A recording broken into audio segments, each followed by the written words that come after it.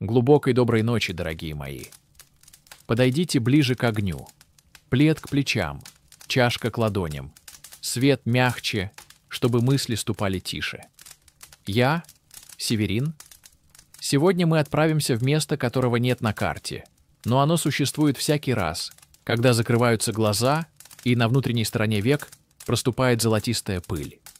Город Сон-Дали.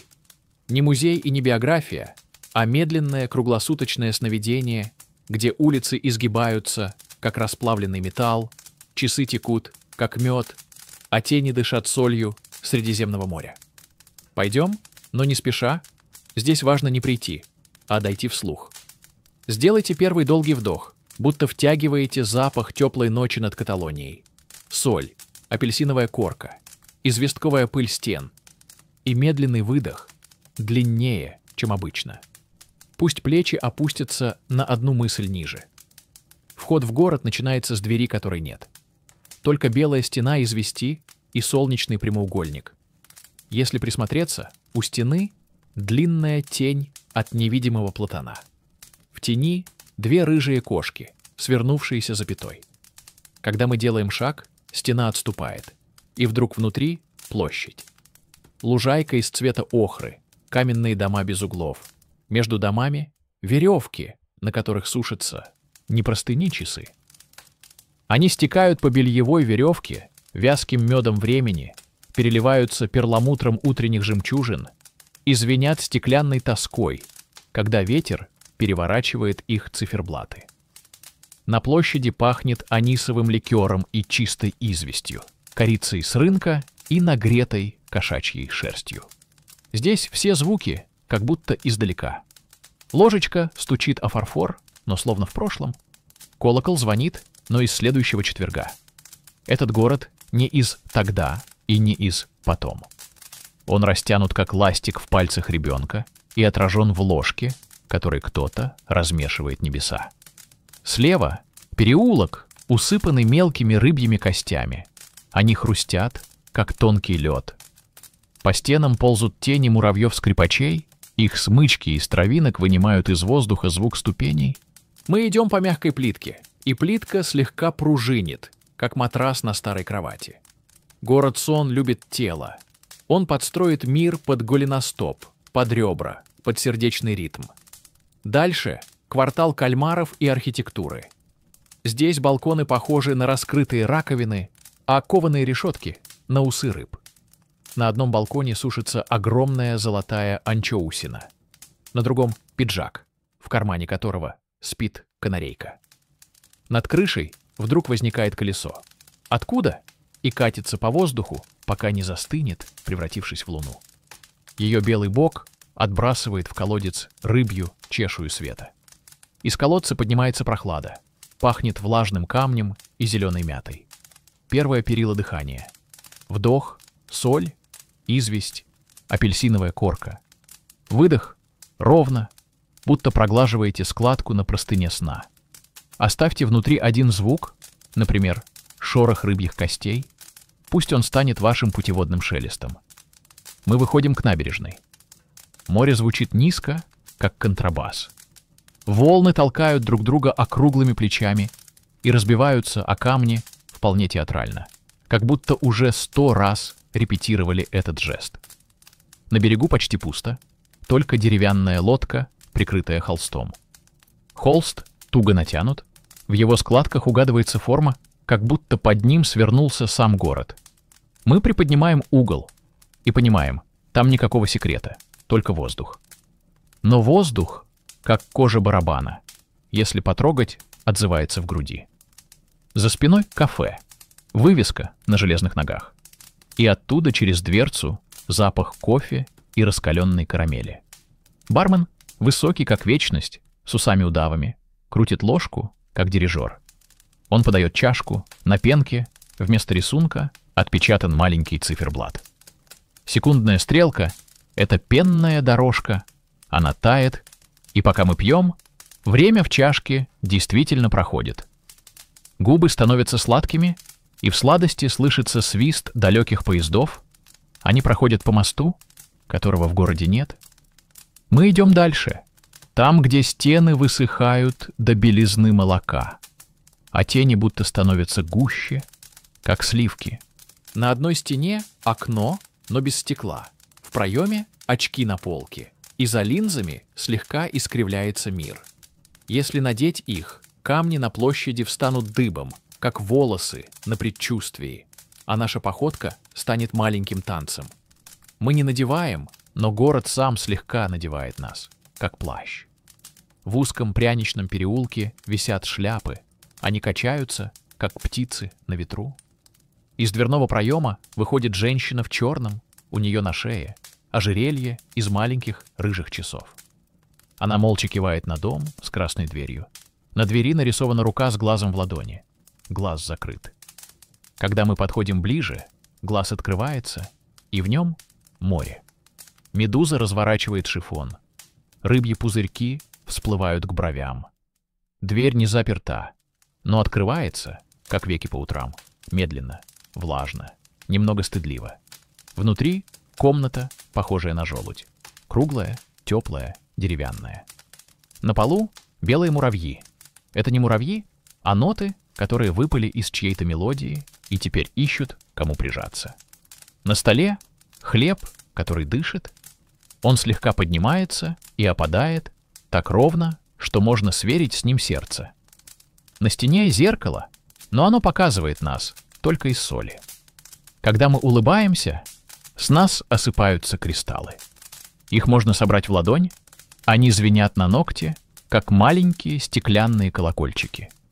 Мы выходим, ведь город не терпит одной комнаты слишком долго. Улица приводит нас к лестнице, которая думает. Каждый ступень шепчет: «Поднимайся, поднимайся, постой». На середине пролета ступени заканчиваются, и начинается песок. Мы идем по песку вверх, но вверх ли? Потому что небо вдруг оказалось снизу, как бассейн. В этом небе плавают мотыги, скрипки, детские кровати, и каждая плывет не по воде, а по времени, оставляя за собой длинный след, как комета на реснице. Вторые перила дыхания. Положите ладонь на колено, почувствуйте легкое тепло. Вдох, как будто втягиваете теплый песок. Выдох, как будто сдуваете его с собственной кожи. Оставьте один образ, например, хлеб, который дышит. Вскоре мы входим в квартал, где ничего не держится крепко. Там мягкие стены, и кто-то пришпилил их булавками к небу, чтобы они не поплыли прочь. На перекрестке стол, а на столе телефон с перепончатыми крыльями. Он взлетает, когда звонят, и садится на чью-то голову, чтобы лучше слышать. Голос в трубке говорит нам: «Пройди до конца улицы. Там висит мост на ниточке волос. Перейди». Мы идем. Под нами не река, а тень от полуденного дерева. Ее прохлада, как тонкая простыня на раскаленной постели. По другую сторону моста базар, но не шумный. Здесь продают тень, больше и меньше. Свет теплее и прохладнее, и время в кубиках, как лед. Один старик протягивает нам коробочку с пчелами. «Это-то мысли», — шепчет он. «Не открывай в комнате, улетят в зеркало». Мы ставим коробочку на низкую стену и слышим легчайшее гудение. Оно убаюкивает и подталкивает одновременно. Чуть дальше открывается площадь из воды. Нет, это не озеро, это вода, которая замерла, чтобы стать площадью. По ней можно ходить, но след остается мокрым, и если обернуться, то виден собственный путь, как карандашная линия в альбоме. На краю площади лавочка из губ. Ими нельзя говорить, но можно сидеть. Мы садимся и слышим, как город тихо, почти беззвучно произносит наше имя. Вдалеке появляется поезд. Он едет по столам, застеленным белыми скатертями. На столах тарелки, в тарелках короли. Поезд делает крюк, и короли, не проливая соуса, благословляют наш путь. Пахнет мятой, корицей и свежим льном. Кто-то подносит стакан с лимоном. На дне плавает рыбья кость, похожая на перо, которым подписывают снисхождение. Вечер.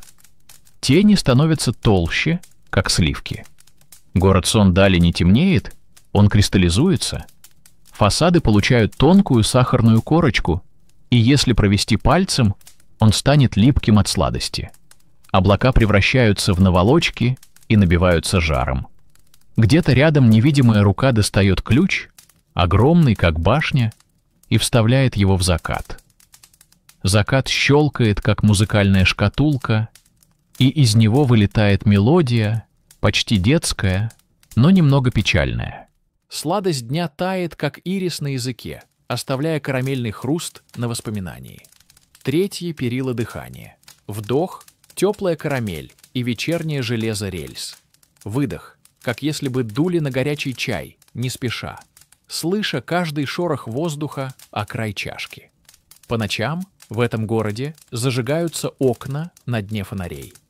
В них видно чужие сны, как женщина в белом платье идет по винограднику, а каждая гроздь — это ее собственные слова детства.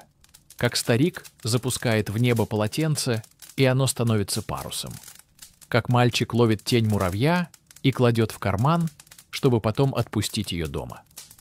Фонари шепчут на разных языках, но все шепоты переведены на язык оливкового масла и соли. Здесь можно лечь прямо на мостовую. Она теплее, чем кровать. Если положить ухо на камень, он расскажет историю этого дня. Сколько шагов прошло, чей каблук был влюблен, чей ботинок устал, где смеялись, где молчали. Камень — это старый дождь. Дождь сушится веками. Мы слушаем и понимаем. Этот город тоже камень и тоже дождь. Он строится из того, что уже было, но так, будто только-только придуман. Скоро рассвет. Море возится у берега, как котенок, которому не терпится встать. Птицы вяжут над нами невидимые узоры, а трамвай вздыхает на повороте, как тяжелый кит. Мы возвращаемся на площадь, где сушатся часы. Они снова подвисли, как белье. На веревке маленькая прищепка в виде руки.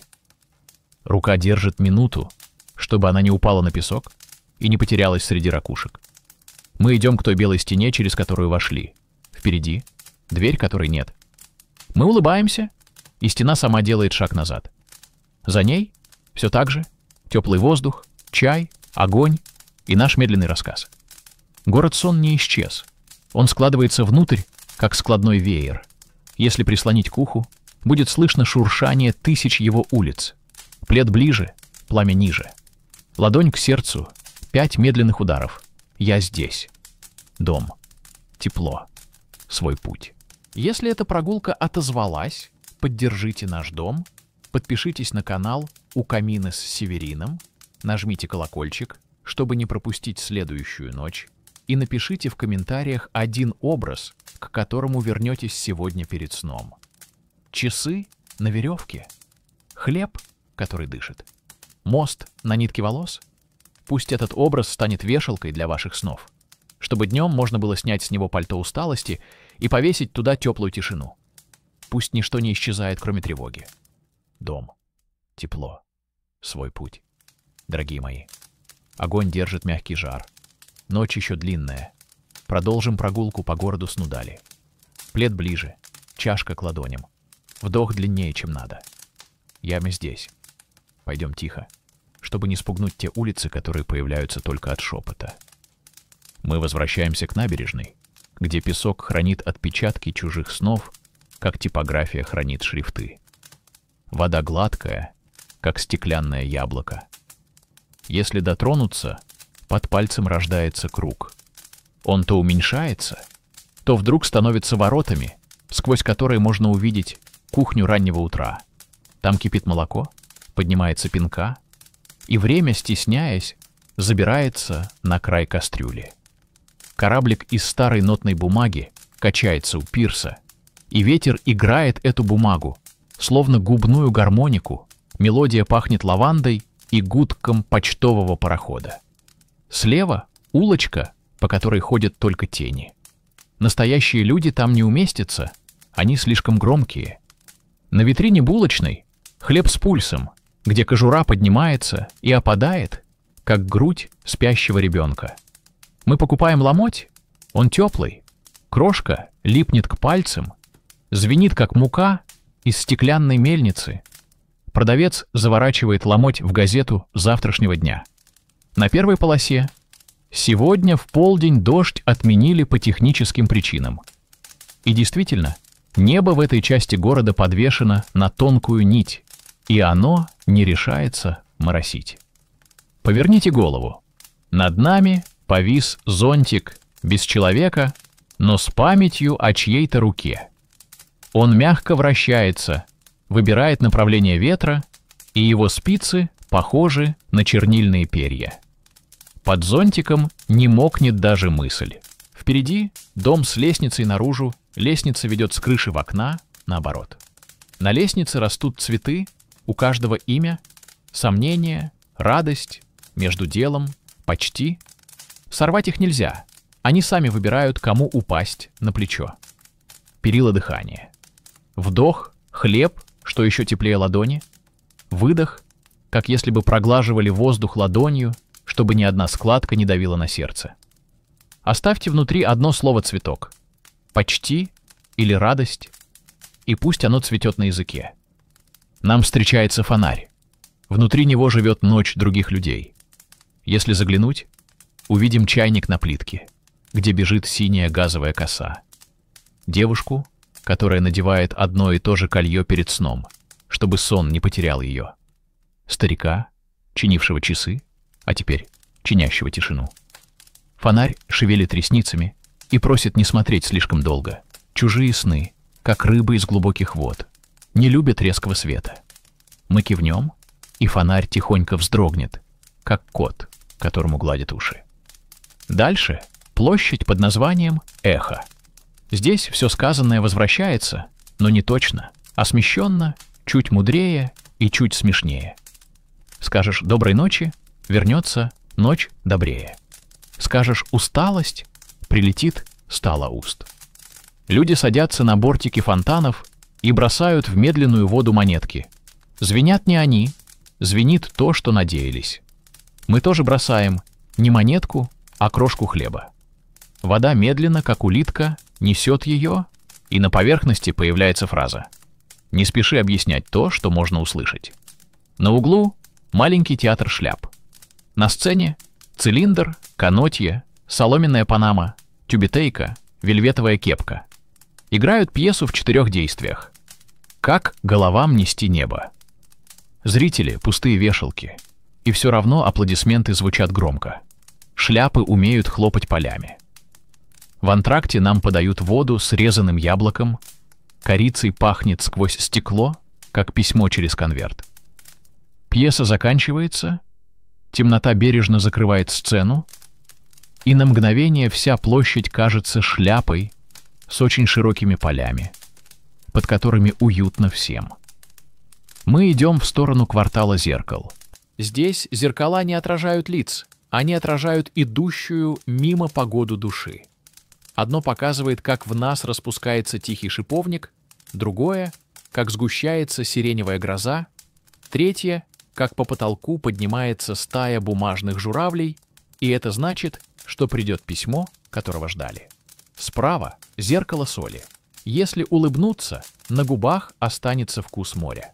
Слева — зеркало мига. Оно показывает то, что сердце заметило, а разум пропустил.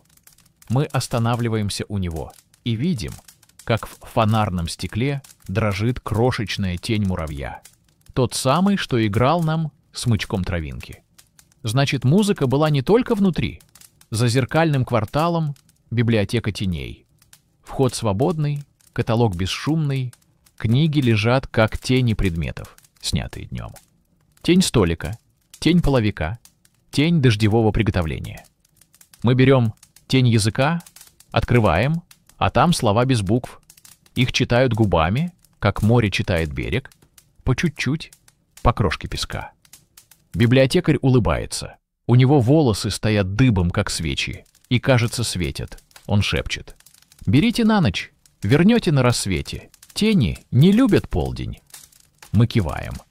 Небо тем временем повисло низко, как скатерть, и на нее кто-то высыпал перламутровую крошку. Звезды еще не включены, но уже готовы. В переулке, где лавки торгуют звуками, нам предлагают шуршание шелка, дальний поезд, смех из-под одеяла, густой дождь по цинковой крыше, звериный зевок. Мы выбираем смех из-под одеяла, он теплый как хлеб и пахнет детством без времени. Продавец заворачивает смех в тонкую бумагу, предупреждает: «Откроете, станет светлее в комнате, не пугайтесь». Мы прячем сверток в карман. Где-то рядом тихо щелкает огромная прищепка и снимает с веревки один из мягких часов. Его уносят в мастерскую времени.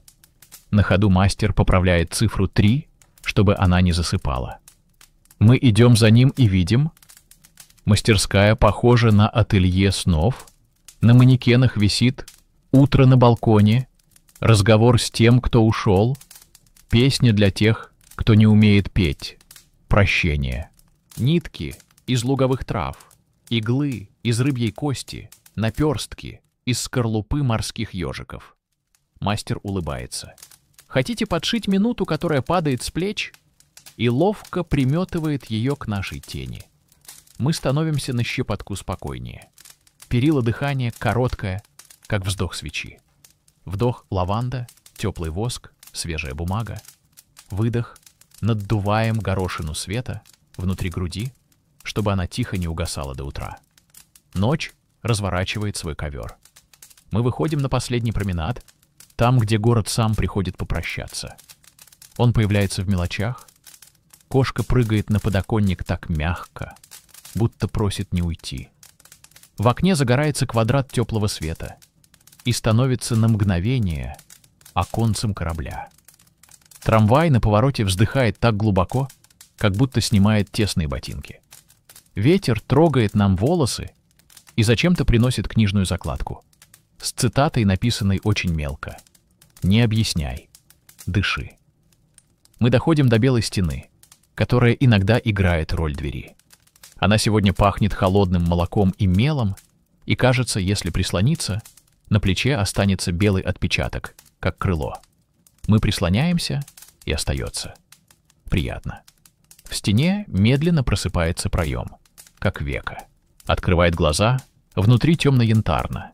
Цвет теплой ночи в комнате, где нас ждет огонь. Плед чуть выше, взгляд мягче. Ладонь к сердцу, 5 медленных ударов. Я здесь. Если этот проход по городу сну дал вам один образ, который непременно захочется унести с собой, напишите его в комментариях. Пусть он станет для кого-то маяком. Поддержите наш дом, подпишитесь на «У камина с Северином», нажмите колокольчик. Пусть следующая ночь найдет нас вместе. И напоследок маленький ритуал. Погасите лишний свет. Оставьте один, самый теплый. Прошепчите себе: не объясняй. Дыши. Вдох — город. Выдох — сон. Дом. Тепло. Свой путь.